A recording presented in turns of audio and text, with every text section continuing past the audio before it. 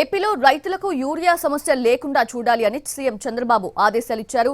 Urea సరఫరాతో పాటు ఉల్లి కొనుగోళ్లు, తురకపాలెం గ్రామంలో ఆరోగ్య పరిస్థితిపై సమీక్ష నిర్వహించారు ముఖ్యమంత్రి.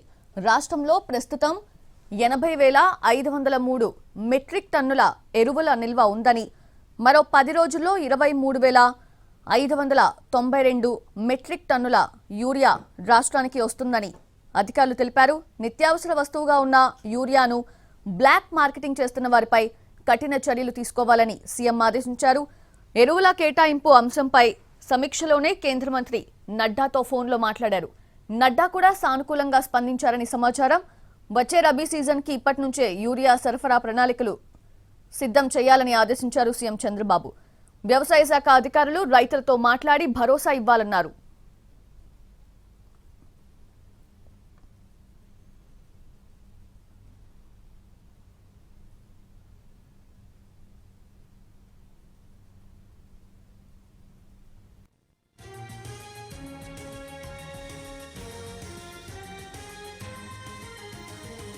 కర్నూలు మార్కెట్లో ఉల్లి కొనుగోళ్లు, మద్దతు ధరపైన సమీక్షించారు సీఎం చంద్రబాబు.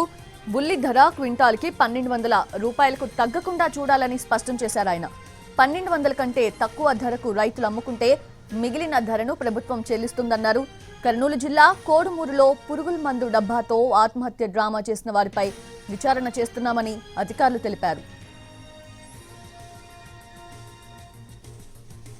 అరకు కాఫీకి సోకిన కాయతొలుచు తెగులుపైన సమీక్ష నిర్వహించారు. కాఫీ తోటలకు సోకిన తెగులును ఇతర ప్రాంతాలకు సోకకుండా చర్యలు తీసుకోవాలన్నారు సీఎం చంద్రబాబు.